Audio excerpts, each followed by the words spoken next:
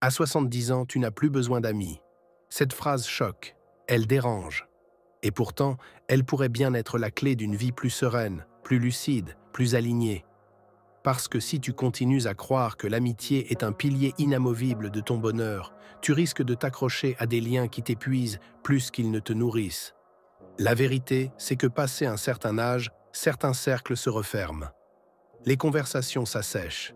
Et parfois, ce qu'on appelle encore amitié n'est qu'une habitude, un décor, ou pire, une peur de la solitude mal comprise. Alors je te pose une question simple. As-tu déjà compté combien de fois tu t'es forcé à entretenir un lien qui ne te faisait plus de bien? Aujourd'hui, on va oser dire ce que peu osent dire. Pourquoi tu n'as plus besoin d'amis après 70 ans? Et surtout, pourquoi c'est une bonne nouvelle?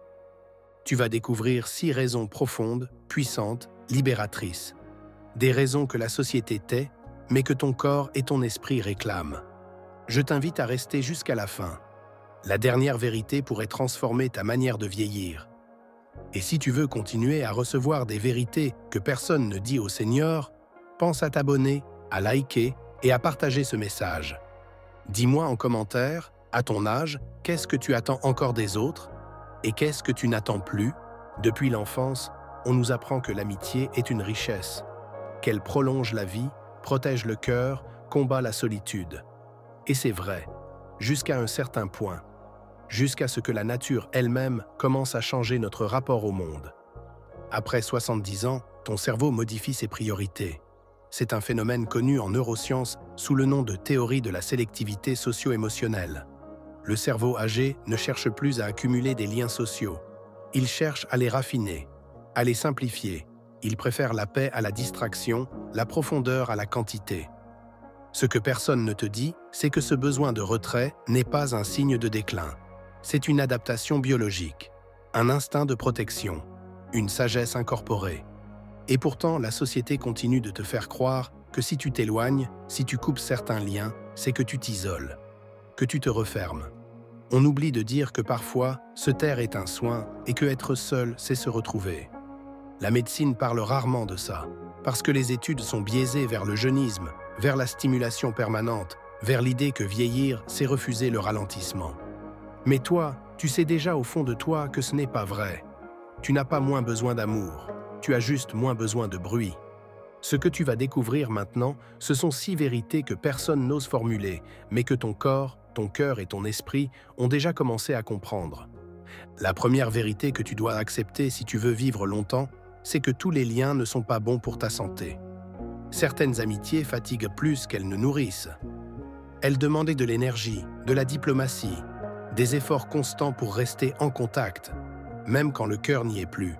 Cette fatigue n'est pas symbolique, elle est réelle, mesurable.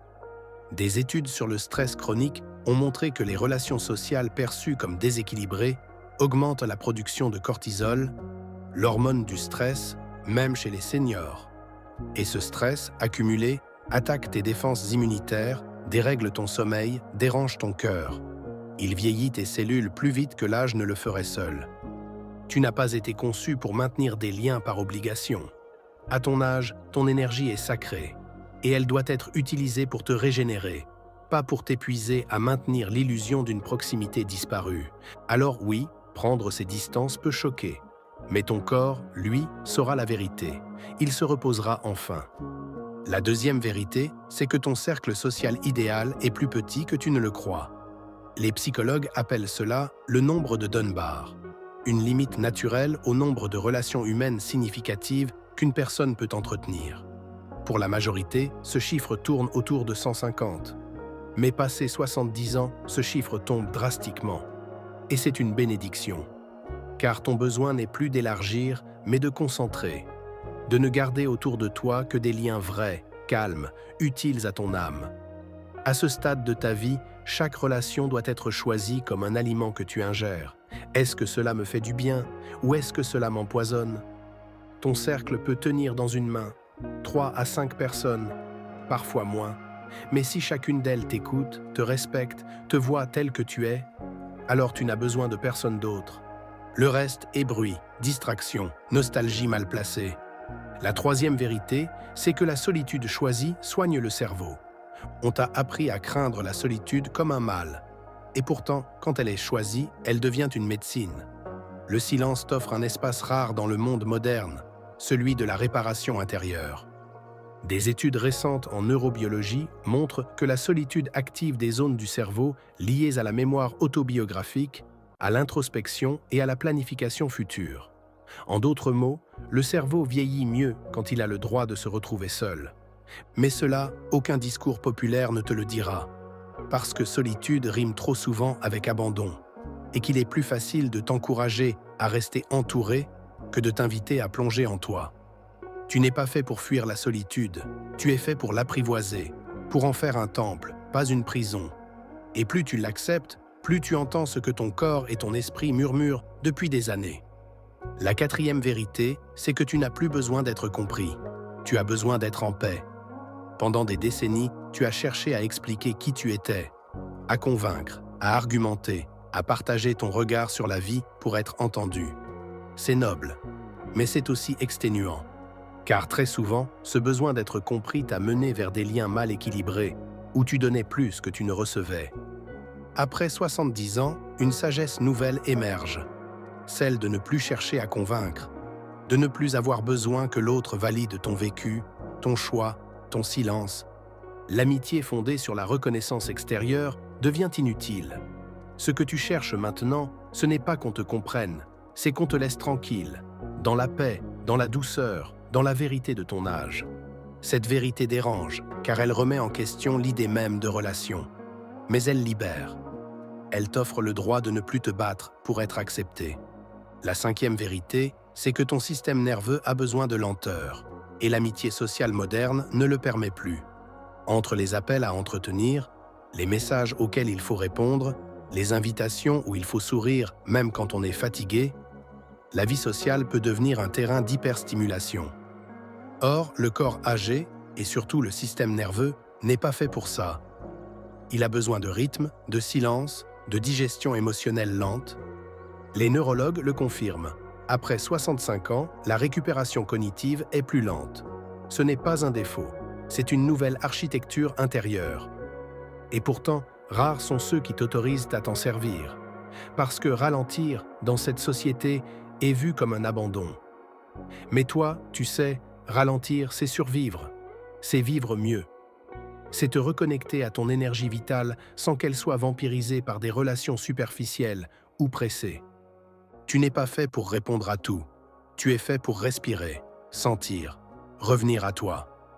La sixième vérité, la plus importante, c'est que l'amitié, à ton âge, doit être un choix sacré. Pas un héritage automatique. Beaucoup des amis que tu fréquentes encore viennent de ton passé. Des souvenirs partagés, des liens anciens, parfois portés par la culpabilité plus que par la joie. Mais l'âge te donne un droit, celui de choisir à nouveau. Tu peux aimer quelqu'un, et pourtant ne plus avoir besoin de le voir. Tu peux honorer une histoire, sans la prolonger artificiellement. Tu peux dire « j'ai changé » et ce lien ne me correspond plus. Ce n'est ni trahir, ni rompre, c'est évoluer. À 70 ans, tu n'as plus à supporter des présences qui ne résonnent plus. Tu as le droit de filtrer ton entourage comme tu choisis ce que tu mets dans ton assiette.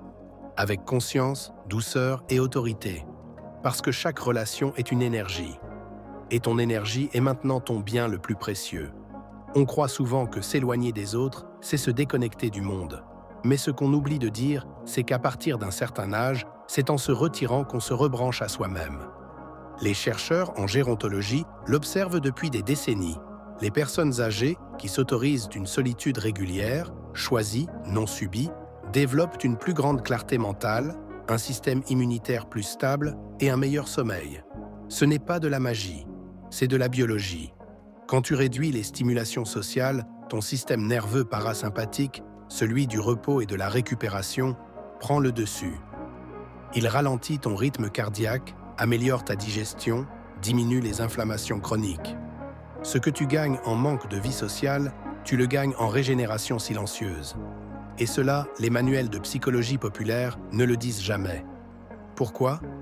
Parce que la société valorise l'utilité extérieure, le lien, l'activité, le paraître, pas l'introspection ni la paix. Mais ton corps, lui, a changé de priorité. Il veut durer, pas briller. Il veut comprendre, pas convaincre. Il veut se refermer doucement comme une fleur au coucher du soleil et non rester ouvert à tous les vents. Le cerveau aussi suit ce mouvement. Les dernières études en neurologie affective montrent que la solitude consciente active le cortex préfrontal médian, la zone de la sagesse, de la prise de recul, du sens profond. Tu comprends? Ton cerveau devient plus sage quand tu t'éloignes du bruit. Il peut enfin digérer la vie. Mais attention, cette solitude n'est pas un rejet du monde. C'est un recentrage, une forme de retour à la maison intérieure. Et pourtant, que te dit la culture? Que tu dois rester sociable, que tu dois sortir, t'occuper, participer. Comme si ralentir, c'était mourir. Comme si dire non à une sortie était une alerte rouge. Personne ne t'enseigne qu'à 70 ans, tu es en droit de ne plus vouloir être disponible. Que tu peux écouter ton rythme biologique, ton horloge interne et vivre selon ton propre tempo. Même le cœur change. Des cardiologues ont remarqué que chez certains patients âgés, la fréquence cardiaque devient plus harmonieuse dans des environnements calmes, silencieux, où les obligations sociales sont réduites au minimum. Tu veux protéger ton cœur? Réduis le bruit, réduis les obligations, réduis les gens. Mais va plus loin, ton intestin aussi te parle. On le sait aujourd'hui, l'intestin est un deuxième cerveau. Il produit de la sérotonine, la fameuse hormone du bien-être. Et cette production est influencée par ton niveau de stress relationnel. Tu entretiens une relation tendue, ton intestin le sait, et il réagit. Inflammation, troubles digestifs, douleurs. Tu te coupes de ces relations, il se calme. Ce n'est pas symbolique, c'est réel. La paix relationnelle mène à une paix physiologique. Et pourtant, que fait-on? On t'encourage à tenir, rester, entretenir les liens, par peur, par habitude, par politesse. Mais cette peur t'empêche de faire le grand pas, celui de reconnaître que vieillir, c'est aussi devenir plus sélectif, plus radical dans la douceur. Ce n'est pas être égoïste, c'est être vivant. Et peut-être que personne ne te l'a dit, alors je vais te le dire maintenant. Tu n'as pas besoin de justifier ton éloignement. Tu n'as pas besoin d'expliquer pourquoi tu n'as plus envie. Tu as le droit de ne plus entretenir. Parce que les dernières années de ta vie peuvent être les plus lumineuses, à condition qu'elles soient filtrées, choisies, délibérées. Et c'est là que le basculement s'opère. Quand tu ne vis plus pour plaire, mais pour rester aligné. Quand tu ne gardes plus des amis, mais que tu cultives des silences féconds. Vieillir, ce n'est pas perdre des relations. C'est se rappeler de qui tu es quand il n'y a plus personne autour. Et si cette version-là de toi-même est paisible, alors tu as déjà tout gagné. Tu viens d'entendre des vérités que peu de gens osent formuler. Mais les vérités seules ne suffisent pas. C'est ce que tu fais avec elles, aujourd'hui, qui va changer ta vie. Alors maintenant, je vais te partager 5 gestes simples à adopter dès maintenant. Pas pour te couper du monde, mais pour revenir à toi, à ce qui est essentiel, calme et vrai. Le premier geste que tu peux adopter, c'est de désactiver les notifications de ton téléphone. Cela paraît anodin. Et pourtant, chaque son, chaque vibration, chaque message reçu te reconnecte à des liens que tu n'as pas forcément choisis. Ces sollicitations constantes entretiennent une forme d'hypervigilance qui fatigue ton système nerveux. En les désactivant, tu envoies un message à ton corps. Je reprends le contrôle du temps et de l'espace. Tu retrouveras une sensation oubliée, celle de ne pas être dérangé. Le deuxième geste que tu peux adopter, c'est de ne plus appeler quelqu'un par obligation.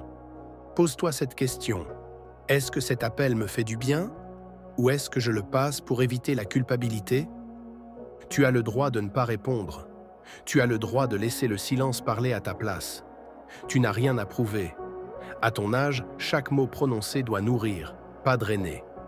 Il ne s'agit pas de couper les ponts brutalement, mais de choisir le silence comme une forme de repos actif.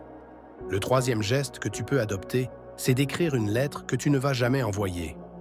Écris à une personne de ton passé, un ami, un proche, un ancien compagnon de route.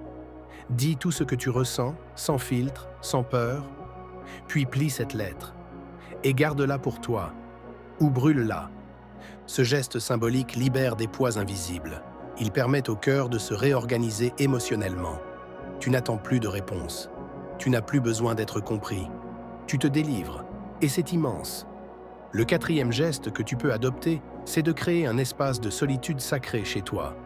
Un fauteuil, une chaise face à une fenêtre, un coin que tu n'utilises que pour ça. Être avec toi-même en silence. Pas de téléphone, pas de distraction, juste toi. Même 15 minutes par jour dans cet espace peuvent suffire à réguler ton humeur, ton sommeil, ta mémoire. Tu enseignes à ton corps que la solitude n'est pas un vide, mais une présence.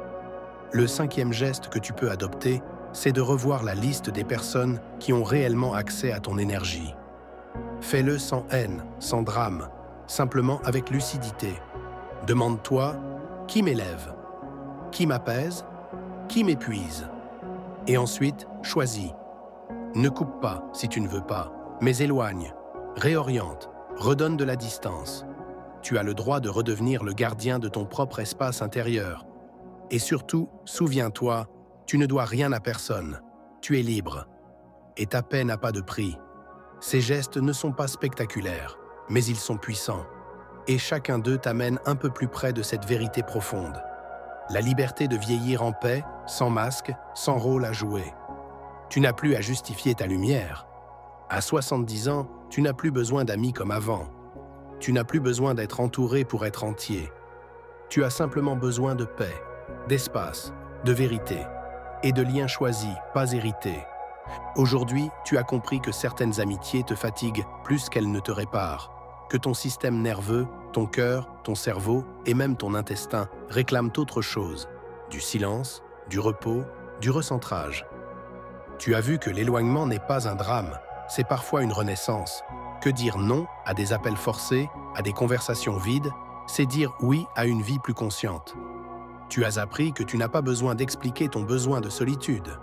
Parce qu'à ton âge, tu n'as plus à plaire, tu as à vivre. Et surtout, tu as compris que tu peux transformer ta solitude en sagesse, ta distance en clarté, ton silence en lumière. Alors je te pose une dernière question, sincère. Et toi, à ton âge, quelle est la seule chose que tu refuses encore de sacrifier? Pose-la en commentaire. Prends le temps d'y répondre. Ta réponse pourrait réveiller d'autres consciences, d'autres âmes, d'autres cœurs fatigués. Si cette vidéo t'a parlé, pense à t'abonner à cette chaîne. Pas pour faire du chiffre, mais pour ne pas perdre ce lien rare que nous avons ici.